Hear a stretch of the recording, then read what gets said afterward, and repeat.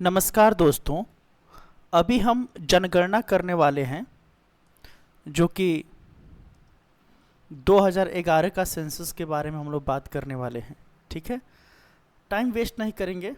भारत में पहली जनगणना की शुरुआत 1872 ईस्वी में लॉर्ड मेयो के कार्यकाल में हुआ। ठीक है, देश में नियमित जनगणना की शुरुआत 1881 से हुआ, जिस समय लॉर्ड रिपन भारत के गवर्नर जनरल थे। स्वतंत्र भारत की पहली जनगणना 1951 में हुई थी। जनगणना का महान विभाजक 1921 का ईयर को कहा जाता है। ये क्वेश्चन बहुत बार पूछा गया है। जनगणना का लघु विभाजक वर्ष 1951 को कहा जाता है और महाविभाजक वर्ष 1921 को कहा जाता है। जनगणना से संबंधित अनुच्छेद 246 है। ठीक, जनगणना का विषय है 7वीं अनुसूची के संघ सूची।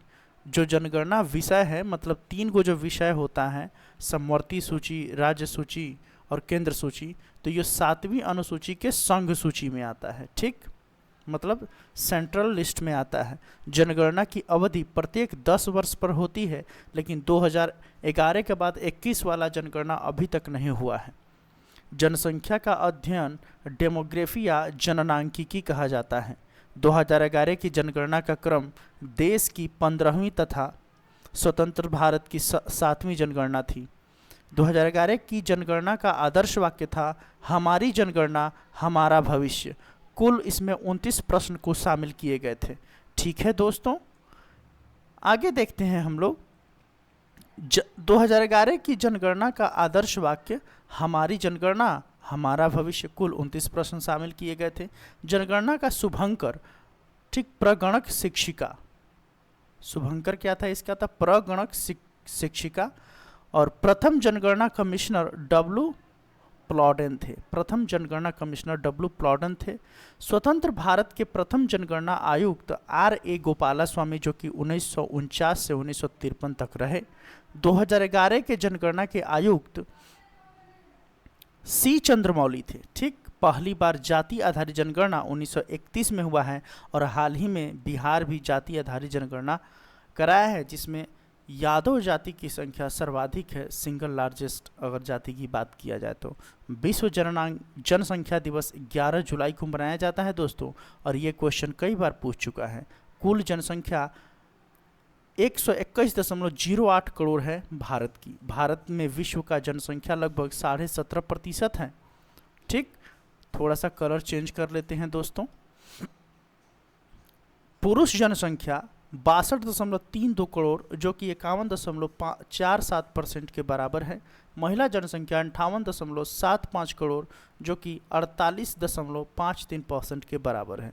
दशकीय या वार्षिक वृद्धि दर 17.7% व 1.64% है। कुल साक्षरता दर 73% है। पुरुष साक्षरता दर 80.9% है और महिला साक्षरता दर 64.6% है।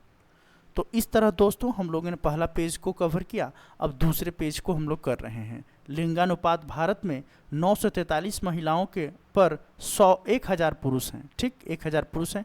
शिशु लिंगानुपात, जो कि 0 से लेकर 6 वर्ष के बीच में काउंट किया जाता है, जो कि 919 है। जनसंख्या घनत्व 382 प्रति वर्ग किलोमीटर है। सर्वाधिक लिंगानुपात केरल 1084 है वहाँ पे। ठीक, न्यूनतम लिंगानुपात हरियाणा में 1000 पुरुषों के ऊपर मात्र 879 महिलाएं हैं। सर्वाधिक केंद्र शासित लिंगानुपात पुदुचेरी में है। न्यूनतम केंद्र शासित लिंगानुपात दमन एवं दीव में है। सर्वाधिक जनसंख्या घनत्व बिहार का, जो कि 1106 है। न्यूनतम जनसंख्या घनत्व अरुणाचल प्रदेश का है। ठीक, कहने का मतलब यह है कि वहाँ पे क्षेत्रफल बड़ा है और जनसंख्या कम है। सर्वाधिक केंद्र शासित घनत्व दिल्ली है, क्षेत्रफल कम है और जनसंख्या ज़्यादा है। न्यूनतम केंद्र शासित घनत्व अंडमान और निकोबार है। सर्वाधिक जनसंख्या उत्तर प्रदेश 19.98 करोड़, लगभग 20 करोड़ वहाँ की आबादी है 2011 के जनगणना के अनुसार। न्यूनतम जनसंख्या सिक्किम में है, जो कि 6.11 लाख है। ठीक, सर्वाधिक केंद्र शासित जनसंख्या दिल्ली में है। न्यूनतम केंद्र शासित जनसंख्या लक्षद्वीप में है। एकमात्र राज्य जहां जनसंख्या घटी है वो है नागालैंड। सर्वाधिक साक्षरता केरल 94% है। न्यूनतम साक्षरता बिहार जो कि 61.8% है। याद रखिएगा दोस्तों, बिहार में न्यूनतम साक्षरता है। न्यूनतम महिला साक्षरता बिहार में ही है 51.5%, और सर्वाधिक केंद्र शासित साक्षरता लक्षद्वीप में है जो कि हिंद महासागर में है। ठीक। न्यूनतम केंद्र शासित साक्षरता दादरा एंड नागर हवेली है। अधिक जनसंख्या वाला जिला ठाणे महाराष्ट्र का। ठीक। कम जनसंख्या वाला जिला दिबांग घाटी अरुणाचल प्रदेश, और अधिक जिलों वाला राज्य उत्तर प्रदेश है जिसमें 75 जिले हैं।